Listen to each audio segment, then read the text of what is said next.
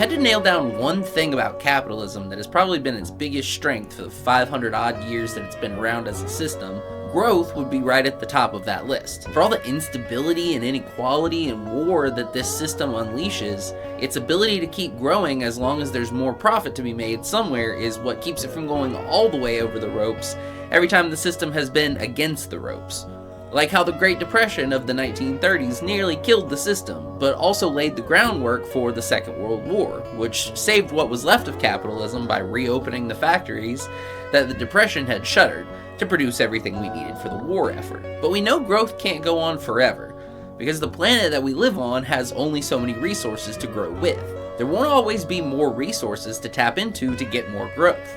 And the larger the global population gets, the harder we have to push those limited resources to get the same amount of growth every year. The bigger the global economy is, the more resources have to be extracted, and the more workers have to be coordinated just to get the same percentage growth that we had last year. The kind of growth that we're used to and dependent on would not be sustainable even if it was just as simple as turning X's into Y's. Of course, the real economy is much more complex than that. Technology and development aren't linear. Getting something new off the ground is the hardest part, as new problems often don't have obvious solutions.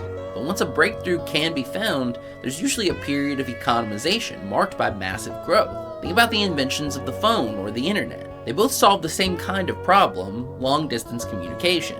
And before the telegraph and the telephone, this was all basically just a fantasy. People used carrier pigeons and they employed messengers, and they wished for clear, instantaneous, long-distance communication. Telegraphs and phones turned that dream into a reality, which the internet then made even better. Now we can transmit massive amounts of data in minutes or seconds that would have needed to be printed and moved by hand in the early days of the telephone. This period of growth and development of a given type of technology starts to run into some material barriers though. At a certain point, everybody has a phone, and then everyone has a phone and a computer.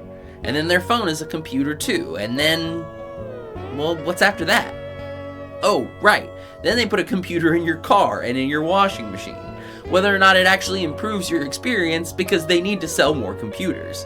And the car and washing machine companies are happy to play along because they're in this same sort of boat, selling into a market where basically everyone already has one of what they sell. And in a capitalist economy, what can't go up must go down. Making things better starts making less and less economic sense because businesses need a market to sell to. And you can really only sell something perfect or indestructible once. So what happens when the entire economy hits this wall more or less all at the same time? Well, you're looking at it.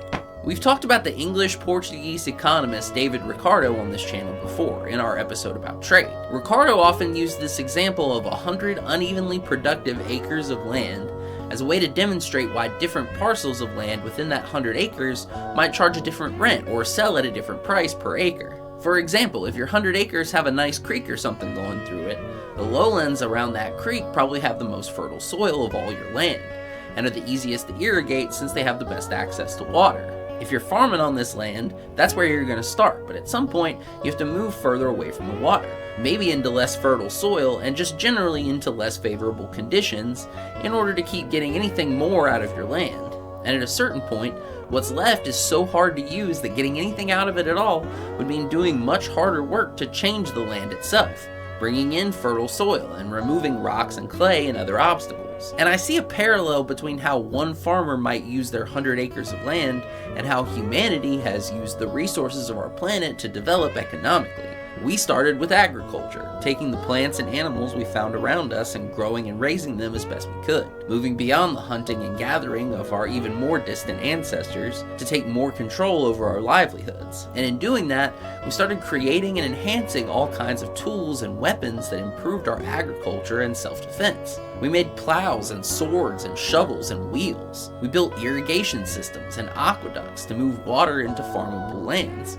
And we built boats and nets and hooks so we could go out into the water and fish the lakes and seas and oceans. Then we started industrializing, making more advanced equipment to enhance agriculture, like tractors, and building factories that can turn things like cotton into yarn and shirts and socks and coats much faster than anyone could do by hand.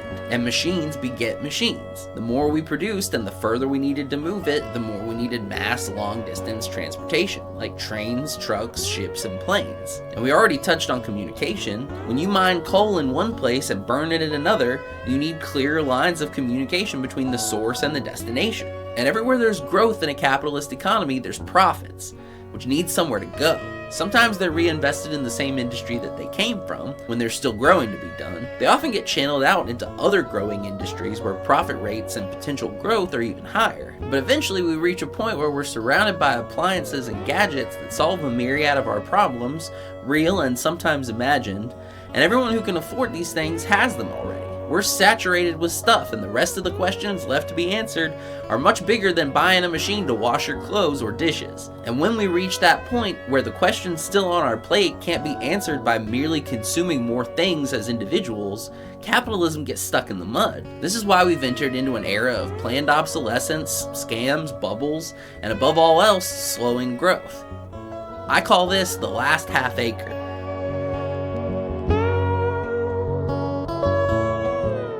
And the thing that defines the last half acre is the breakdown of the profit motive as a driver for growth. Consider how much profit and how long it will take us to profit when planting our crops on any given acre of our 100 acres. Our most fertile land can return us a yield in a very short period of time. The soil is fertile, it can easily be irrigated, so if we buy this plot of land sitting unused, within the year we can have crops being harvested from that field for us to either use or sell. Let's call this the first 40 acres. The next best land, with the poorer quality soil, can be improved, but we're going to have to bring in better soil and fertilizer to get this land up to its highest yielding state. We could still get a crop there within a season or two, but the cost of preparing the soil makes these acres more expensive to grow, which we'll have to account for when counting up our yield. Our best soil only costs labor and seed, plus maybe some materials for irrigation. But the weaker soil costs all of that, plus irrigation over a longer distance, plus bringing in all that topsoil and fertilizer. The first yield from those acres might not be something that we're just free to eat or sell. At least part of that first yield might have to go back to paying what it costs just to use this land.